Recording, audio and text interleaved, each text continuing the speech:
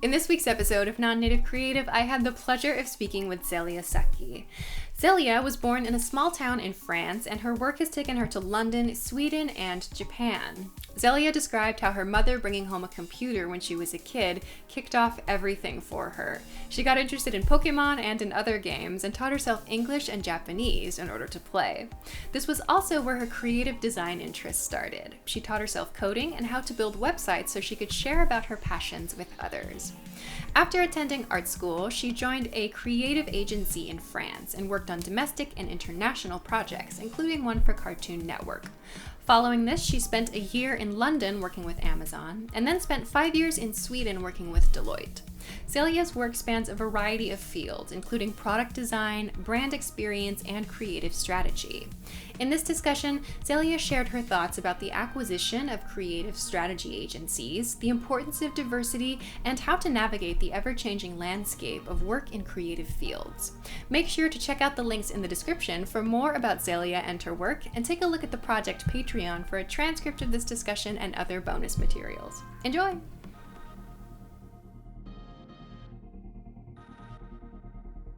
This week on Non-Native Creative, I am very, very excited to welcome Zélia Sakhi to the show.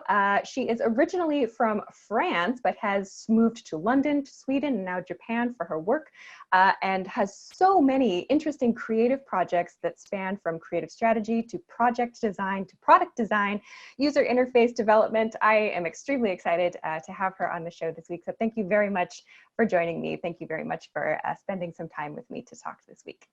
Thanks for having me.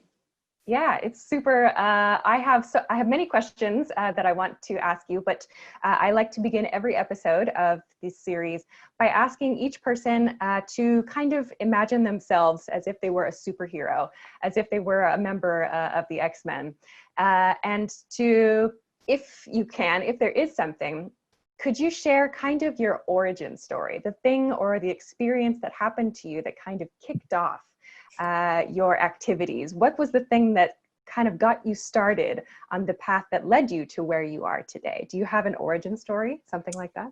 Yeah, I think I do, and it's a super nerdy one, so I hope that great. you can bear with that. Absolutely. I was born and raised in a really small city in France. Coming from a very modest family, my mom was a single mom. And I was very lucky because in her job, she was working as an accountant in a non-profit organization, super small stuff, helping rural people, not very exciting, but at least you got exposed to computers.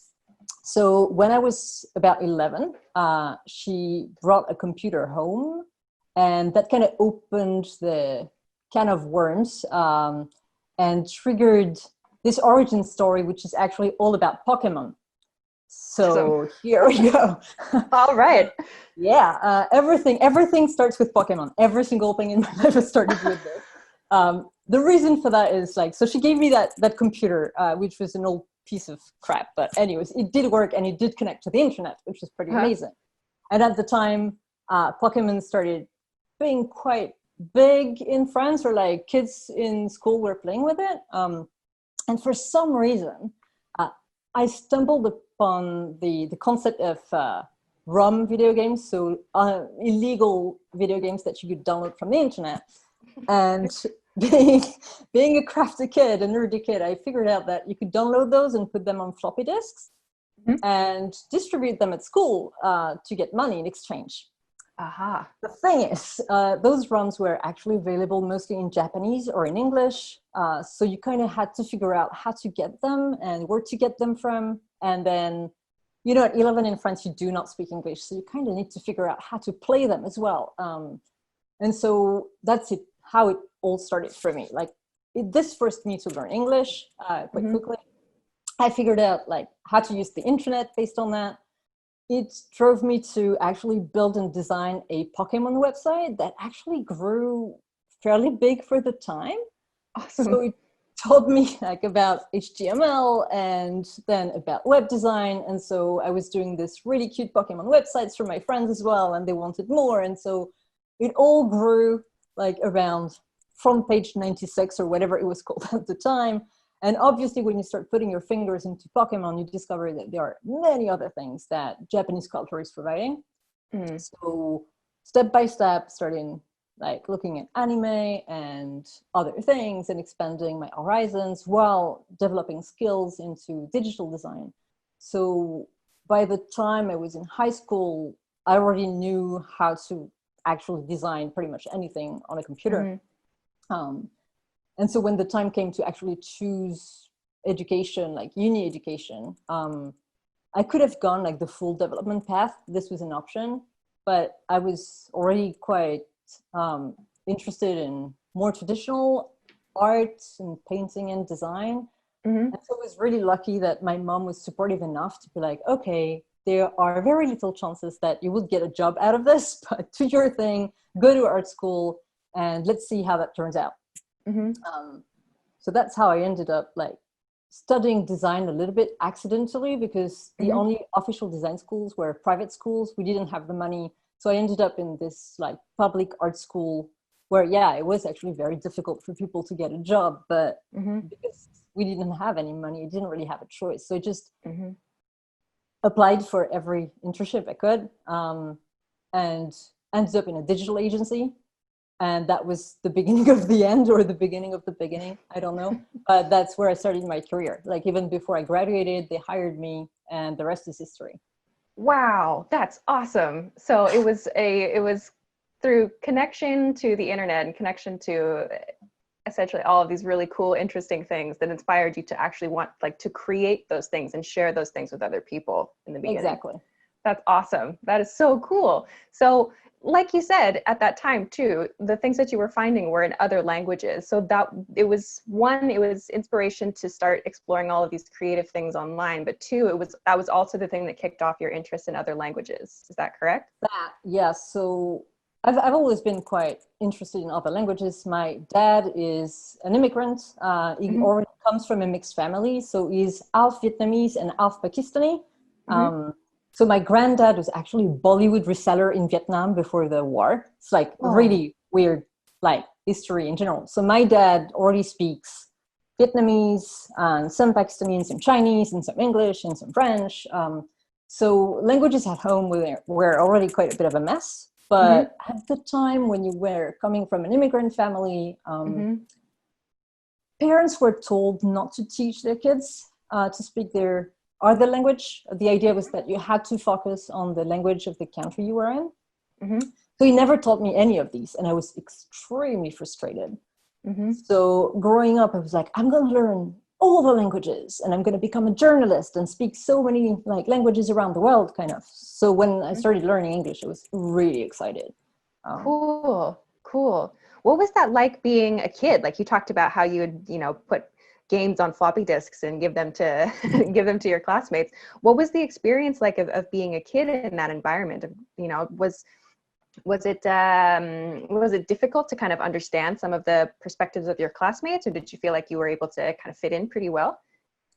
It's been both. I have to say, like when I was a really small kid, for some reason, I was a lot more brown. So I was closer to my Pakistani heritage. And there was obviously a lot of racism. Small town in France, so it's not the best. So like there was like some mockeries about last name or the way I looked. But then growing up, I started being whiter and whiter. And today I'm like literally white passing, like people don't know. So growing up, like junior high school was really hard. There was a lot of bullying and like, I mean, anything, like anytime you look different, it's horrible for everybody, like in junior high school. But in high school, it's just disappeared kind of. So I've been in this very weird position where I've been exposed to racism and yes, like difficulties to be integrated, especially because my dad, like beyond his origins, has quite a peculiar look. Like he has very long hair and he's got piercings and stuff. So people were like, what is that? Okay. I've lived all of that. And then when my parents divorced and I ended up like being only with my mom and suddenly whiter, like it became so much simpler. Like everything, you didn't have those things anymore. And it's like, wait, what is this world? What's happening? It's been interesting, I feel. So you've had kind of experiences on, I don't want to say like, both sides of the spectrum, but like rather you've had opportunity, like you've through just, you know, the way that your body has changed as you've grown up, you've seen kind of different reactions to just your physical appearance then.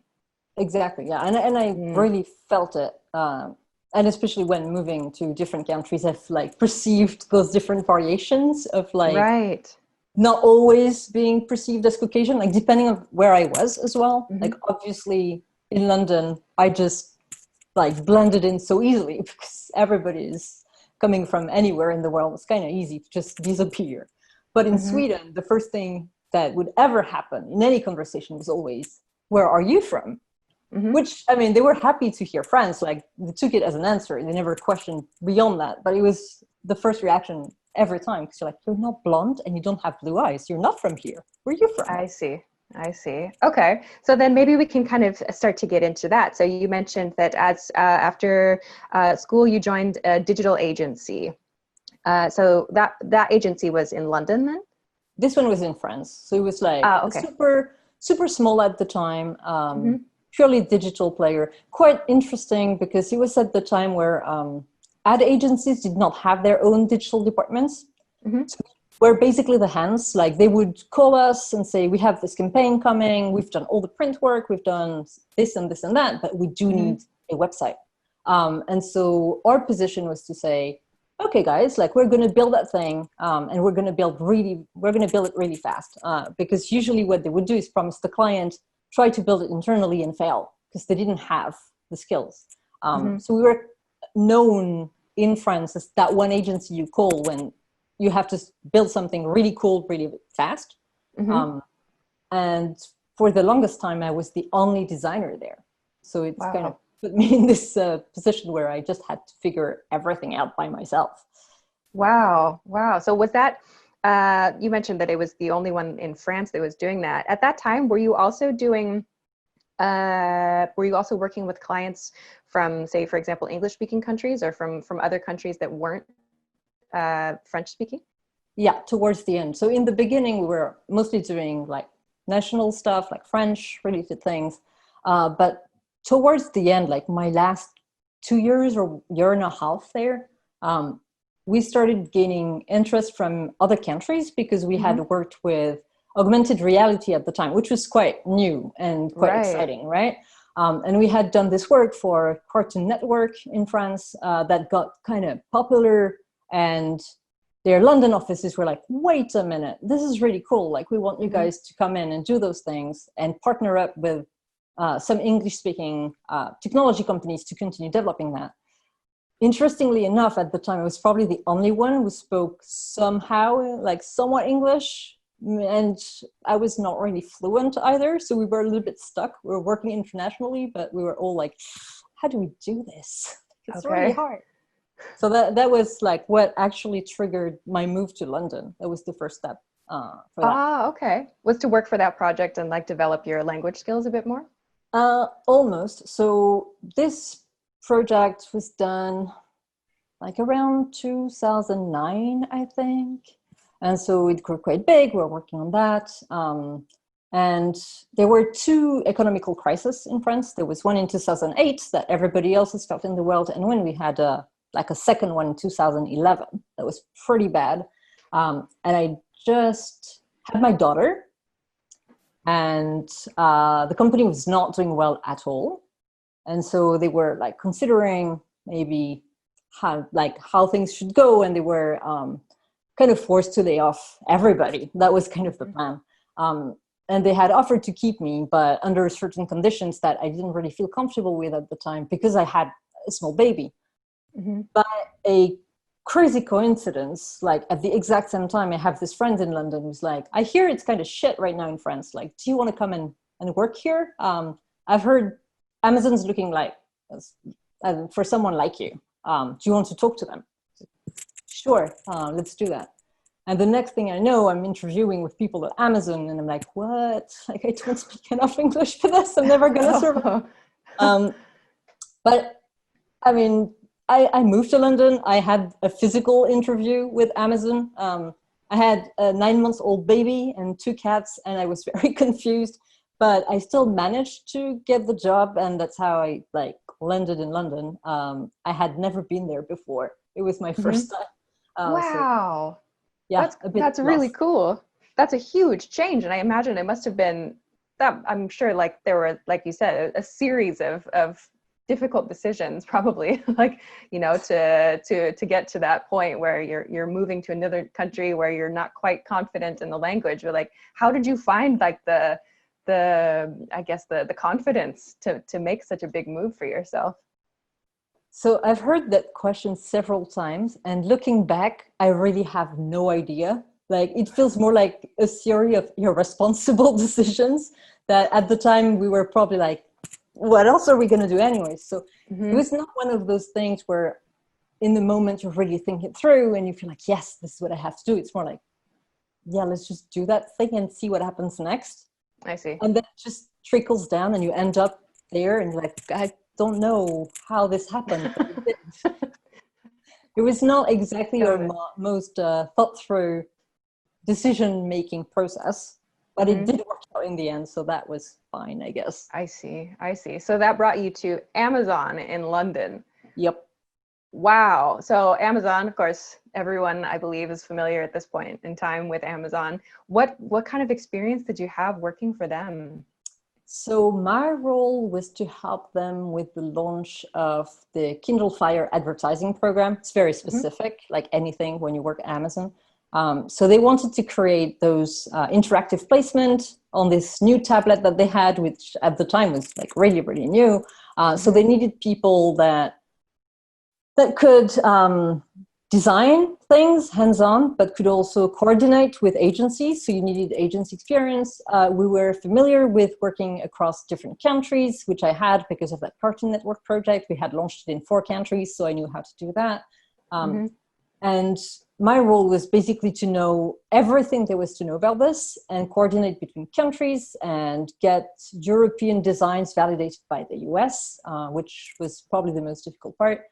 Sometimes telling agencies what to do and sometimes doing the work for agencies.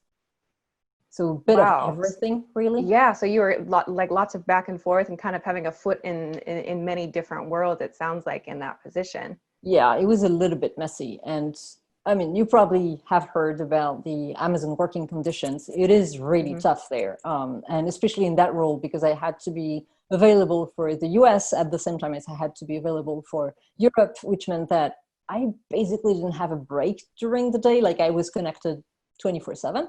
And all of that with, at the time, like she was 10 months old and then growing up, like throughout her the first or second year, like the whole of her second year, I was doing this and basically not sleeping because she was not sleeping. That was really great. Wow. Wow. So how long were you able to keep that up? That must have been exhausting. Yeah, I survived for about a year, like just a year. And then right after, like, yeah, I think on month 11 or something, our landlord told us that they were going to sell the house in which we were. And my husband's company told him that they were closing the London office and that they wanted to keep him, but he had to move either to New York or Stockholm. And so we were like, okay, is this destiny? Are we being told that London's not for us and we need to move somewhere else? I mean, London is not the best place for small kids, and it was a bit tough to combine everything. And I was really tired with Amazon. So we're like, okay, let's consider those options. New York, probably similar to London in terms of lifestyle and challenges with a kid and work-life balance. Stockholm, no idea. Let's look it up. What's going on in Scandinavia? I mean, I don't know where you're from, but in Europe, the Scandinavian model is always praised as being, you know, this amazingly progressive set of countries where everything is perfect. So obviously, we kind of wanted to investigate if that was true. Yes. Who would attract? Like, you're like, okay, well, I really want to see this. So we decided, okay, let's give it a go. Let's see if I can find a job, because he had one, but I did not. So like, let's just find something. And if there is something, let's go and see. And yeah, I just did what you do in those cases, which is like contact all the recruiters you can find, tell them about yourself and hope for the best. And they were all telling me like, oh, you don't speak Swedish. It's going to be really hard. Like, don't hope for anything because like this is really tough. Yeah. But there is that one company who's looking for someone, like they might be interesting in your profile. They do a lot of mobile stuff. You have tons of mobile experience. Just, call them and see what happens. And I called them and I had very low expectations, but I had this beautiful talk with their creative director at the time. It's like, I want to work with this man. He's amazing. And so they told me, okay, you need to come and interview in real life so that we see what, like, if there is any chemistry. So went there and I remember like rang the doorbell. There is this beautiful pregnant woman who opens the door, this beautiful Scandinavian furniture everywhere. And like, oh my God, this is really the perfect land. Like, what? This is like how it felt at the time, opening this Disneyland kind of office door. And so this creative director, I have this first interview with him. It's like, let's not stay in the office. Let's go have a walk so that I can show you the city at the same time. And we have this beautiful walk in Stockholm, which is a fabulous city, by the way. And it's so beautiful. Like you have water everywhere, beautiful buildings. And he tells me all those great things about the company and his vision. And like, I'm sold. I'm like, oh, this sounds so great. Like I really want to go. And things happen. They tell me, okay, we're interested in your profile, but you don't speak Swedish. So we are going to hire somebody else for that role. But if you want to join, we can give you another role. We don't know what it's going to be. Just take it and see like, if you like it. And it was really fluffy. But at that time, I was still like, I want to work with that man. He's so freaking brilliant. So it's okay. I'll just like do the dishes and see what happens.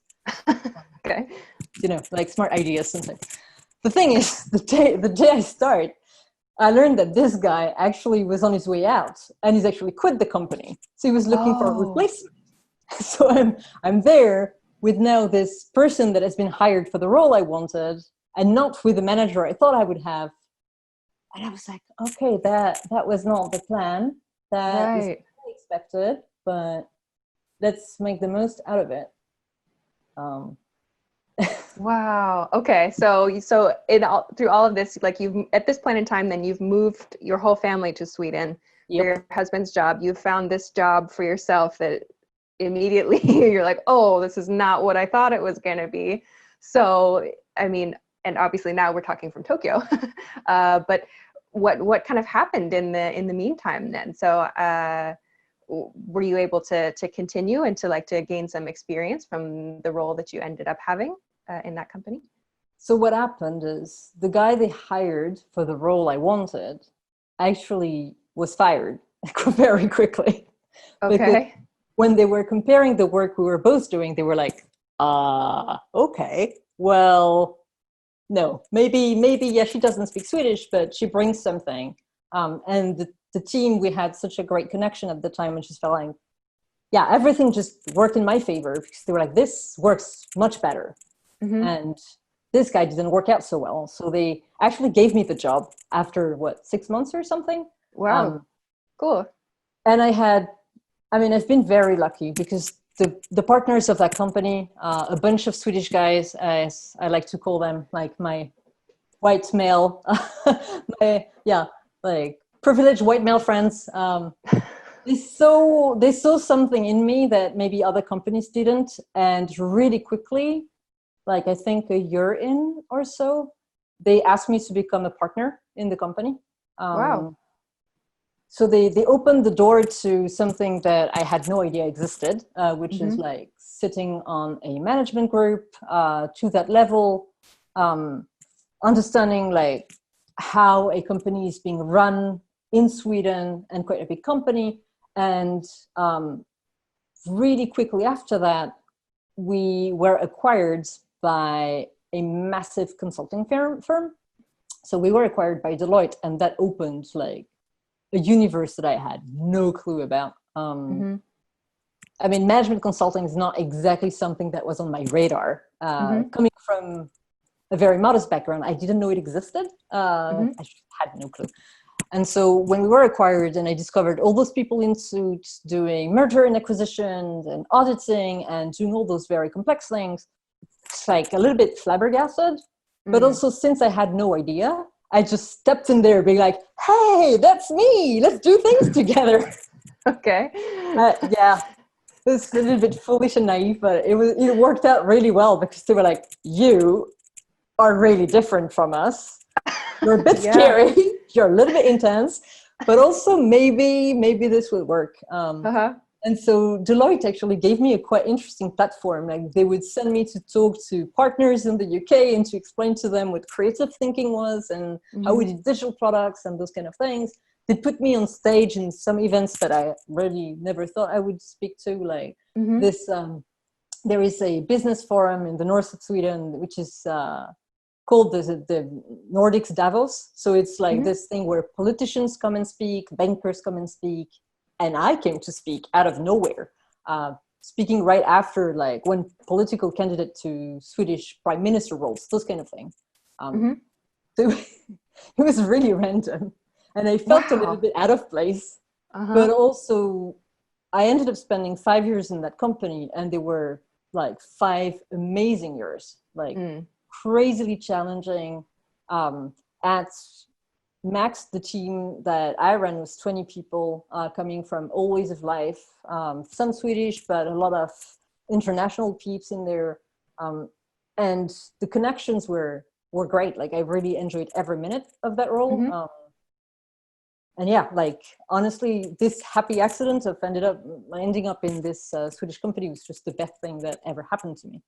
Wow, but I mean, from everything that you've shared so far, it sounds like you were uniquely and perfectly positioned to be kind of that in between space person, the person who could go between not just this kind of creative perspective and this more maybe like business or like management related perspective, but also you had the ability to like go across languages and across countries. Like you had all of that experience. You were I could see like how your ability to go in so many different circles was, I'm sure, like extremely important at that time, and probably still continues to be.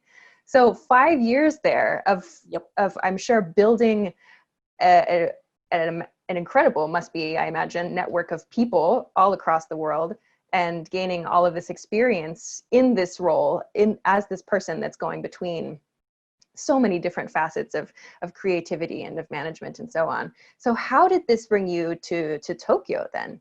And are you still doing kind of a similar role here? So going back to Pokemon, like, I've always been a Japanese nerd somehow. And obviously when you start moving abroad, like people are asking you, oh, when are you moving to Japan? You're like, nah, like moving to Japan is really difficult. My comment is the language is not good enough. And Japan, women, digital, not really possible. And one thing that's amazing about Sweden is the amount of holidays you get a year, like 6-week holidays plus parental leave and those kind of things. So every year for 5 years, I would go to Japan about a month a year. And every time I would come back, everybody was like, so when are you moving to Japan? And every time I would say, not happening. It's great, but not happening. And one gloomy winter day in Sweden, I mean, they are pretty horrible. The sun goes down at 2:00 and you get a little bit depressed. Oof. Yeah, like I remember my husband being like, oh, like, we just came back from Tokyo, and he's like, I can't do the weather anymore. Like, we need to do something. And I got really angry because I was like, but you're not doing anything. You're just complaining about it. Like, you want to move to Tokyo? Let's move to Tokyo. Let's just send emails to recruiters like we've done in the past and do it. And he's like, no, but that's not really possible. Like, are we going to do this? Well, we've done it. Like You've done it, yeah. Here you are. We're like, just do it. Like, so we sent email to recruiters. He works in tech, like he's a CTO. So obviously, like in 2 minutes almost, he had a job that was really annoying. I obviously struggled a little bit more because my profile is so weird that when I send my resume, people are like, what is that? Like, is this true? Yeah. Like, what do you do? What do you do? Which is like a very classic question. And so like I couldn't find anything, which I knew would happen. All recruiters were like, oh, you could have this junior UX designer position. And like, You're like, dude, what? I'm a Deloitte partner. Deloitte actually made me an offer in Japan, but I felt like, I like work-life balance, probably not the greatest thing there.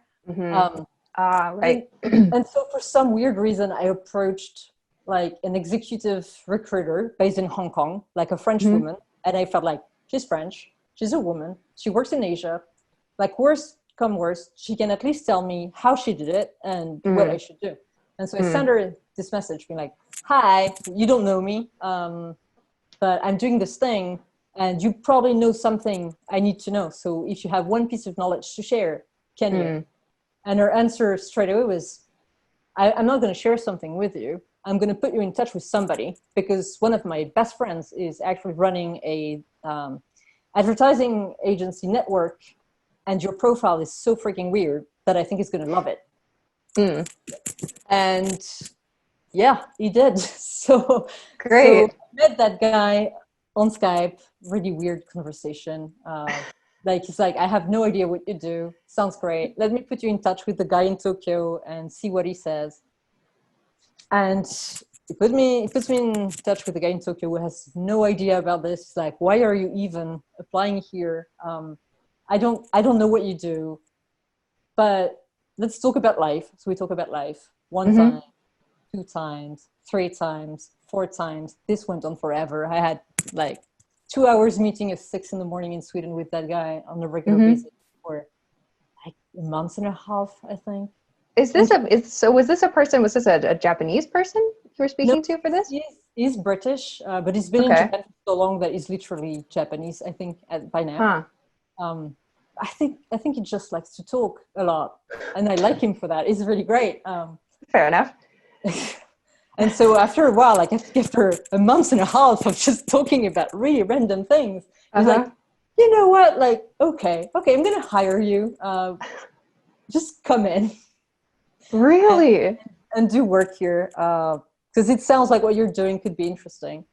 And so I started in this pure advertising agency, working side by side with the head of data science, trying to build up something that would be a hybrid between user experience design and data science, and how do we mash those things together so that, you know, it creates new types of offering for clients. And I had no idea what I was doing, as very often in those situations, but I met great people.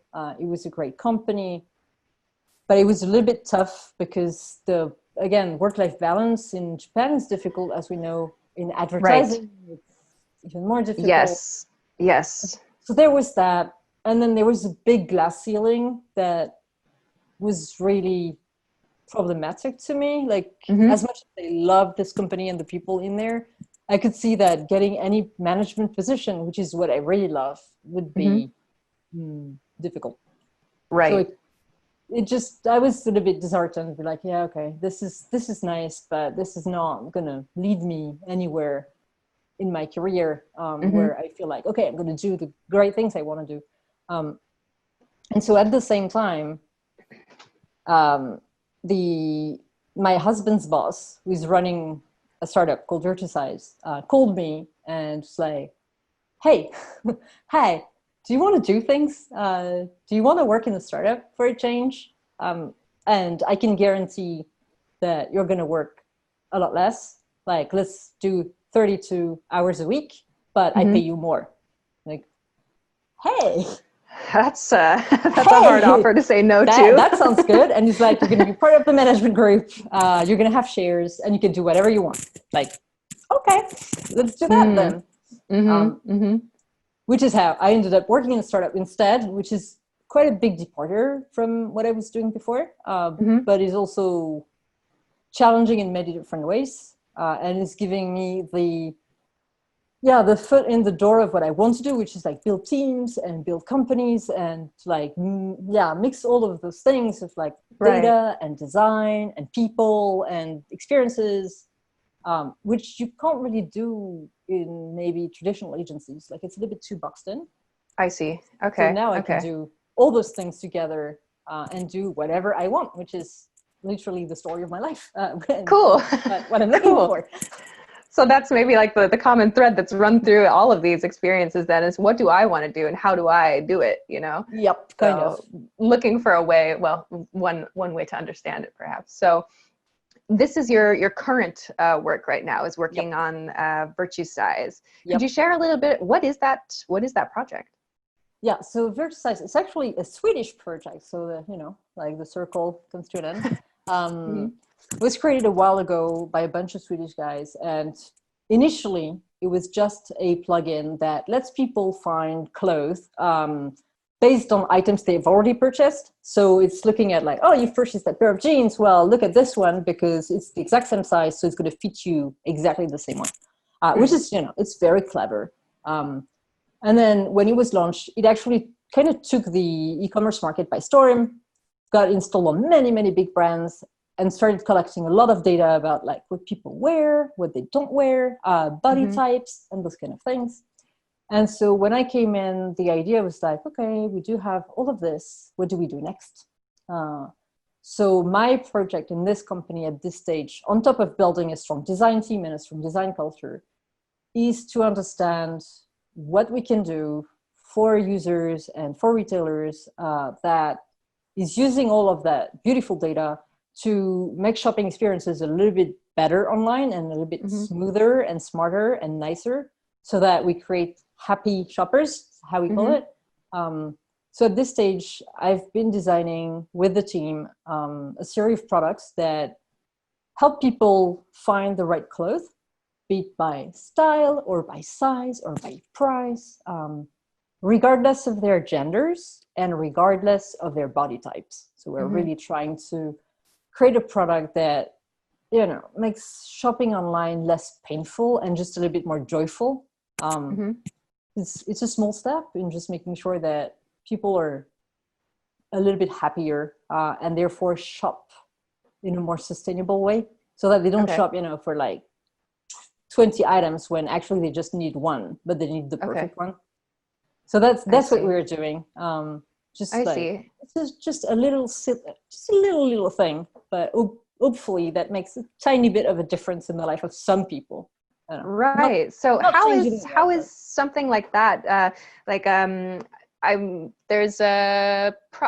sure if it's a product or if it's like a part of the shopping experience. There was something that was released from Japanese shopping company Zozo a while ago that was like this bodysuit. They said, put on this bodysuit. We'll send you this bodysuit for free that has all these dots on it. Take some pictures of yourself and our software will scan you and help you find just the right clothing.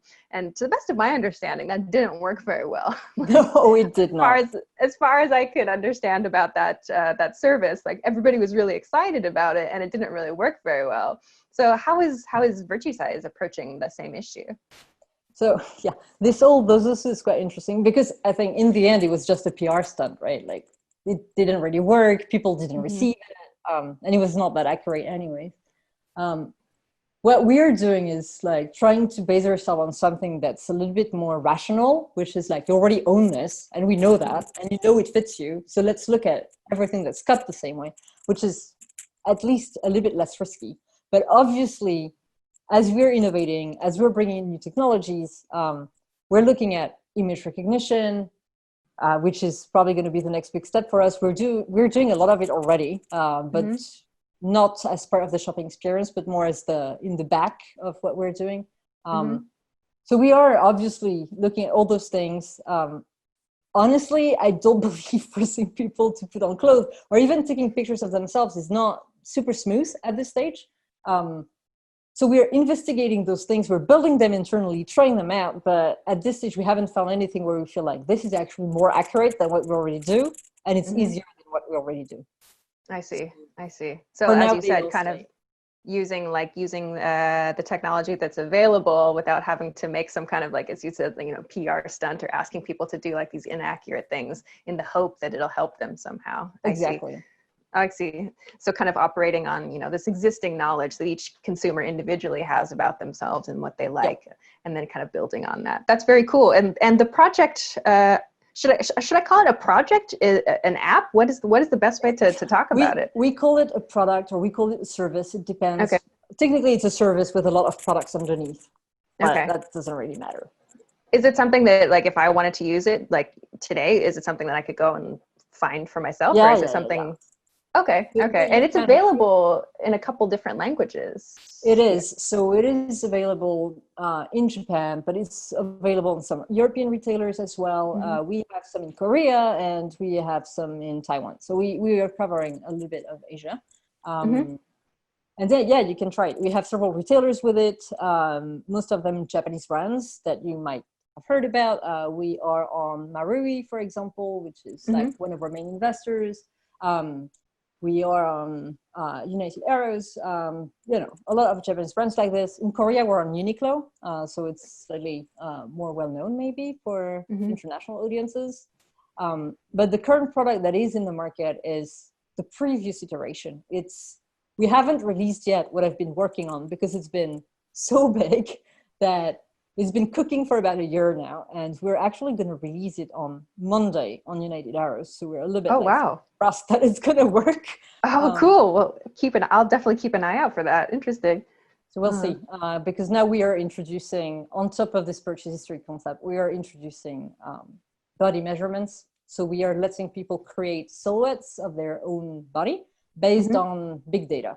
So we're asking you for some basic information, and then we can calculate what your body shape is probably like based on the bazillion of information that we do have about bodies and consumers in Japan particularly.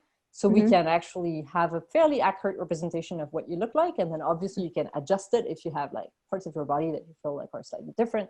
But it's something that we've never done before. So we're quite excited to see if that's going to help for people who actually want to purchase maybe something different or are looking for new ways to find clothes.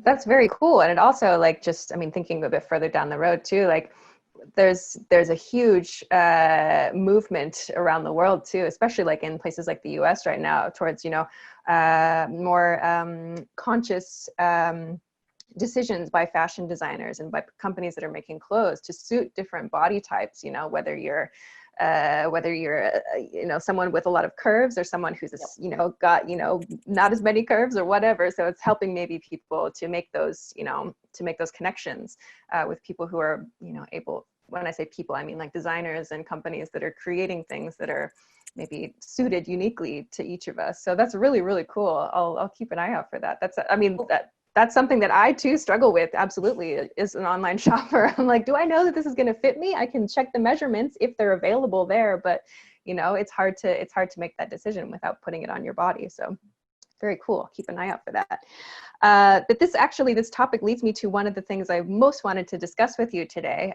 You talked about how when you were working in Sweden for Deloitte, they were sending you to all of these, you know, various places to do talks and to connect with people from a variety of countries, working in, you know, different parts of a variety of industries as well. And I mentioned before we started recording that I'd checked out your talk called Noncreatives that's available on your website and for people to watch on YouTube as well.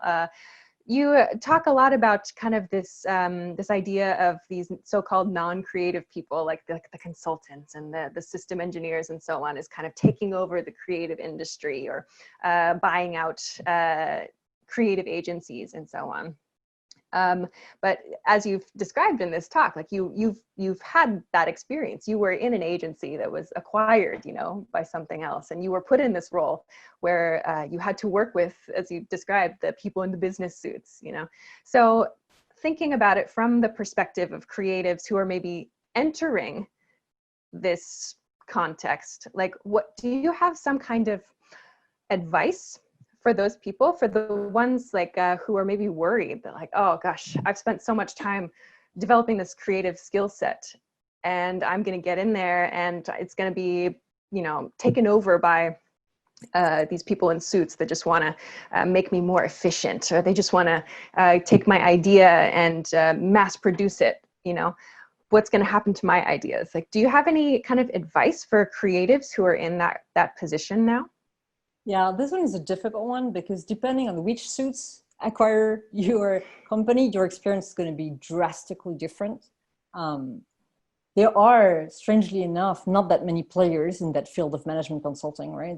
We call them the big four because they are mostly four, plus a couple of like smaller firms that lay around. And they've been very aggressive in acquiring creative firms and UX firms and development firms.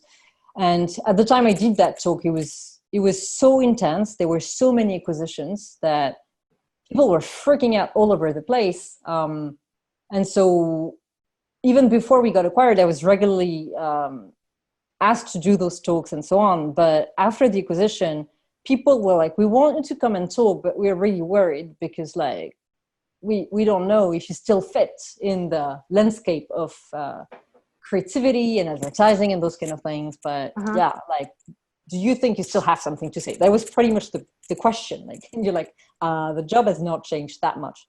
Yeah. But indeed, like depending on who buys you, your experience is widely different. So I think we got really lucky compared to maybe others to be bought by Deloitte. I think they are approaching the problem differently and they could still do better.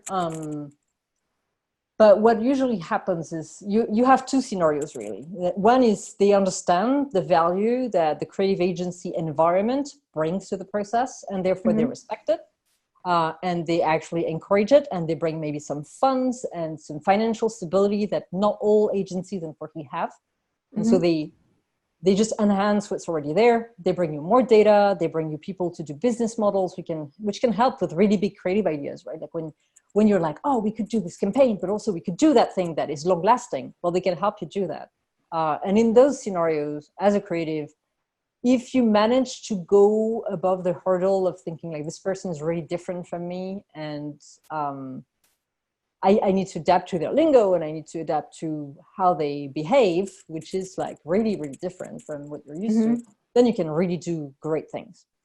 If you're in the other scenario, which is you're acquired by a company who doesn't give a shit about like creative culture and just feel like they're buying skills, the outcome is probably really different. I've seen it as well in other companies acquired by other big fours. Like they just come in, they change everything in terms of process, they change everything in terms of overhead, which obviously creates something different.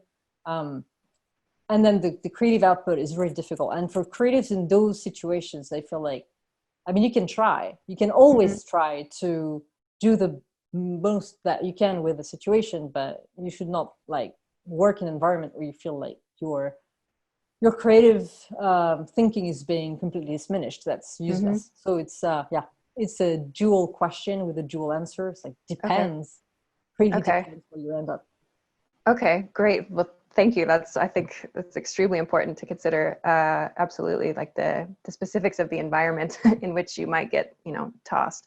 Then kind of in connection to that, you've kind of hinted at, if you find yourself in that environment, or even if you're maybe like a freelancer working independently, a creative freelancer, if you kind of get into the situation where you're like, there's no one around me that I can work with, or I'm just kind of plopped into this situation where no one is thinking creatively. Like, I don't know how to network, or I don't know how to further develop my skills. Like, do you have any advice for what to do or not do in those kinds of situations for someone who's just kind of feeling, lack of inspiration, or like they don't have a place to, they don't have an outlet in some way? Yeah. This one, I guess, is a difficult one because I've seen it happen many times, right? People end up in companies or places that maybe offer some financial safety, but are really like drowning the life out of you and just like, making you miserable.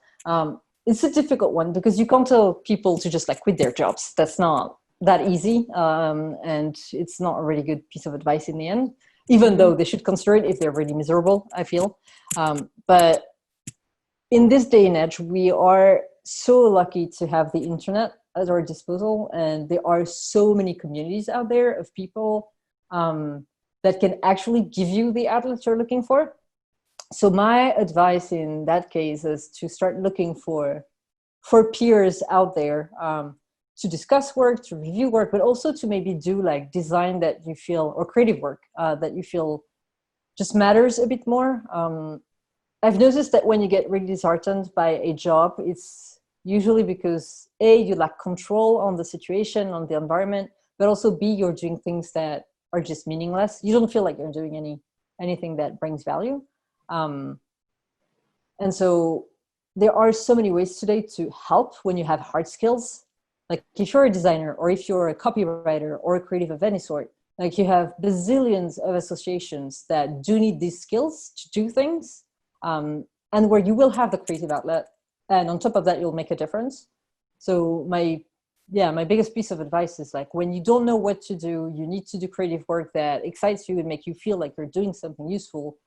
Go to smaller NGOs and do that work, because at least it changes something. I see. Especially right now. Oh my goodness. Yes, that is a whole conversation that needs to happen. Absolutely. And I'm sure we could discuss in depth.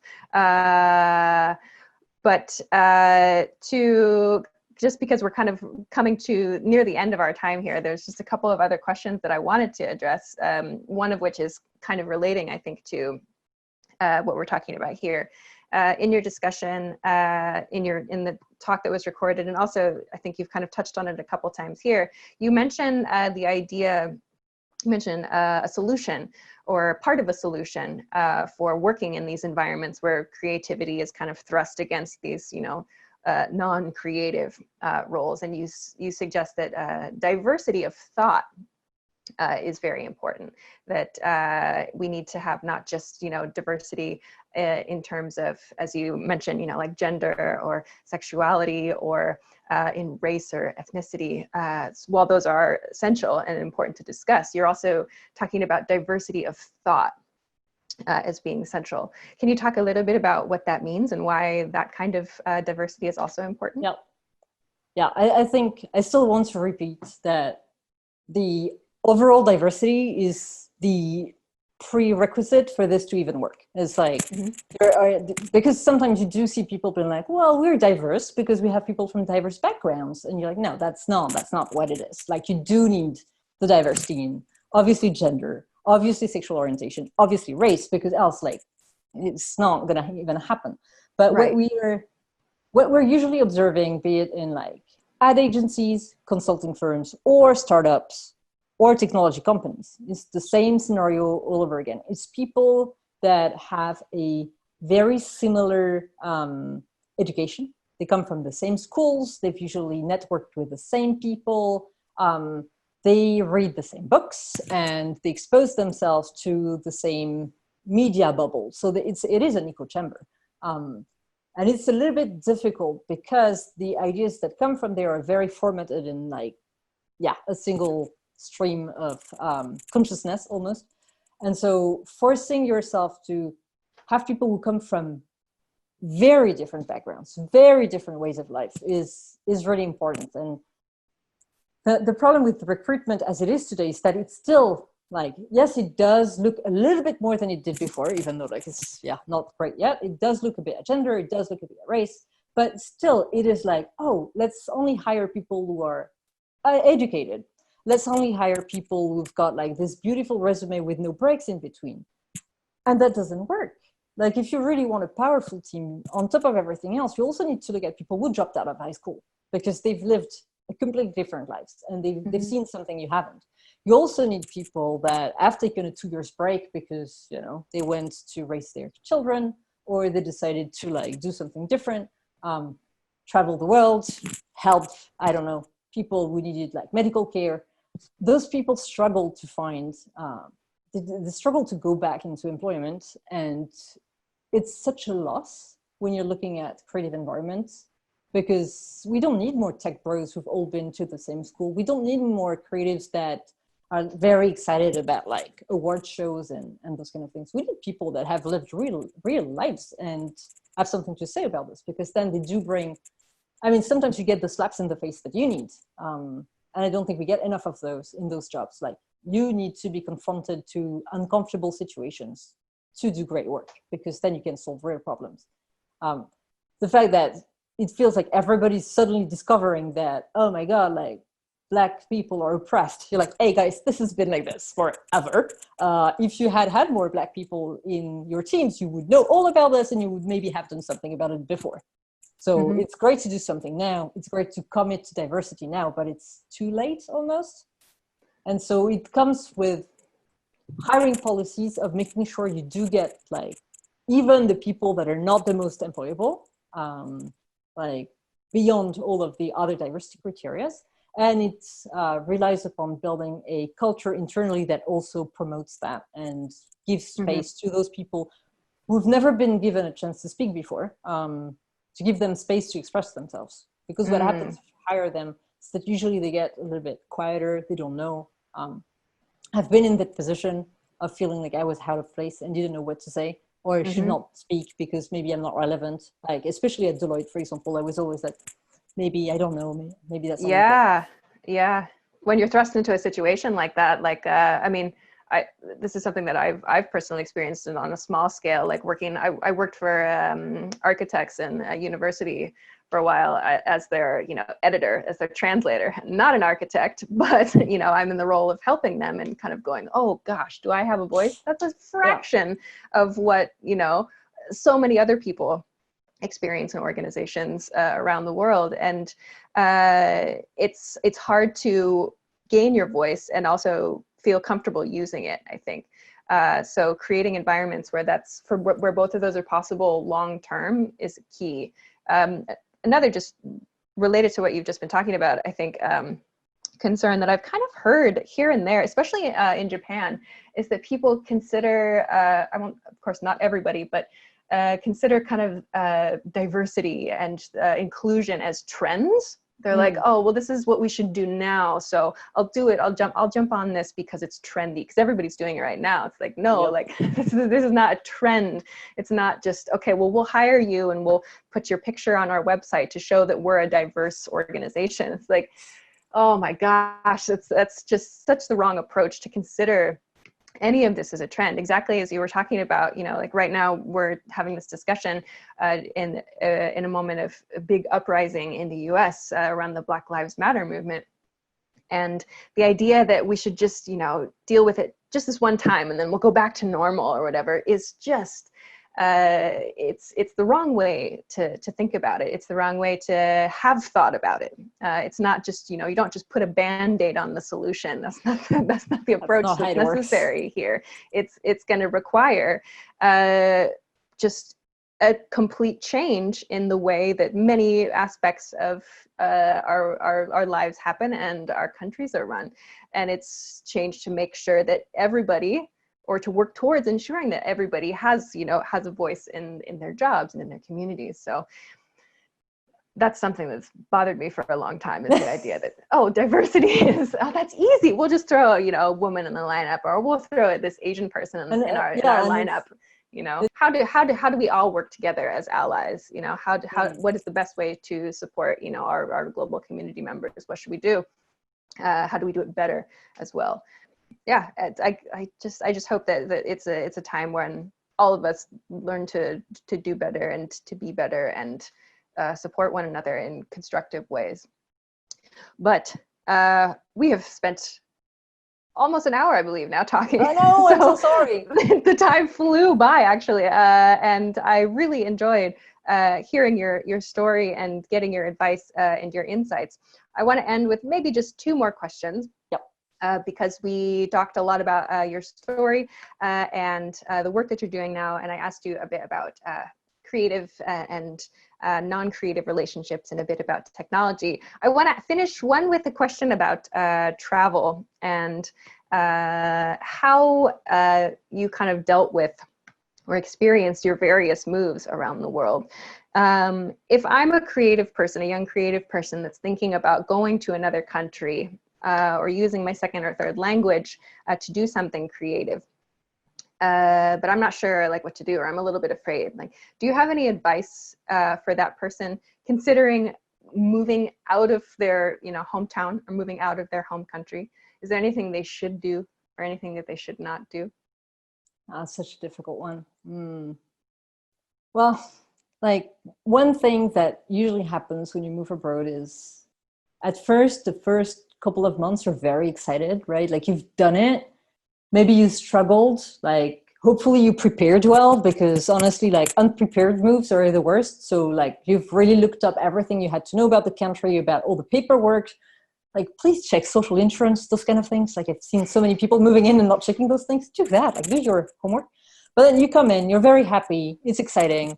And then on month 3 or a little bit after, you realize you're alone and you realize you have no friends, and it's kind of difficult to deal with. Maybe you do have friends from before, that's great, but it still feels like your social circle just shrinked so fast. My my advice to survive that bit without getting too depressed is find that one place where you go all the time. Like it can be a bar, it can be a restaurant, it can be a public space, it can be whatever. And then just go there all the time, every week, at least once a week, until somebody recognizes you, and then chat to that person. Because damn, it's hard to make friends when you're grown up. Like I see my daughter, she just talks to random people, but I'm like, don't do that. But if you go to the same place all the time, they recognize you. And after a while, they kind of become proxy friends. So they're not going to be the long-lasting, deep relationships that you need, but they will bring you a sense of social comfort that will give you the confidence to build relationships where you need them. It's just like tricking your brain and thinking you're not alone, kind of. It's really sad. But it does work. It does work in like a sense of familiarity, which is really needed when you move anywhere else in the world than your hometown. Right. Awesome. That's a very good tip. I think it's one that we can always remember, actually, too, for sure. Then the last thing that I want to make sure to ask is, where can listeners and viewers find you and find your work?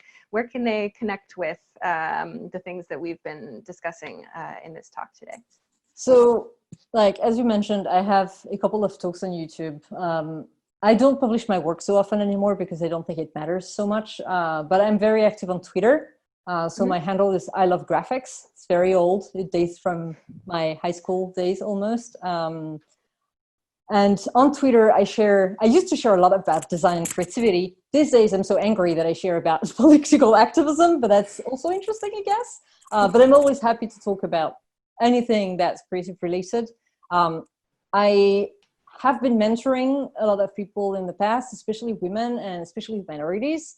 And that's something that I want to continue doing. So I'm actually considering doing something here in Tokyo at a slightly bigger scale. So if anybody is interested in that, please get in touch in any way, shape, or form. And we can do anything, like at this stage, really anything. Cool. The sky's the limit. Great. Okay, well then I'll put links to your website and to your Twitter feed in the YouTube and in the podcast descriptions, so that people can find you and connect with you and check out the mentoring thing. Sounds cool. Absolutely. Awesome. Very, very nice. So I will wrap it up here, but if there's any final thought that you want to toss out there, be my guest. If not, no problem. It's always so difficult. Yeah, there is one thing that I actually kind of wanted to like put in this interview with you, and I didn't manage because there was not like a moment for that. But if there is one piece of advice that I can give to people, is that try not to do all the things maybe, but do the right things, because I've been guilty of trying to do everything and it didn't work out. And I had this massive burnout that kind of was an eye-opening experience of like, oh my God, actually you're not forced to please everyone else. And for me, that's been a life-changing moment. It's like, hey, you actually don't need to do all those things. You just need to do the ones that really matter. And sometimes you just need to really ponder what really matters. It takes about 15 minutes maybe, but just do it, and don't do everything. So famous last words. Excellent. Excellent. Thank you so much for your time. I really enjoyed this talk. And I wish you all the best in everything that you've got going. Thank you so much. Thank you for doing this. Thanks so much for watching this episode of Non-Native Creative. If you liked this episode, please make sure to hit the like button and subscribe to the channel if you haven't already. Feel free to leave comments about this episode in the comments section too. Please make sure to stop by the project Patreon at patreon.com/nonnativeCreative.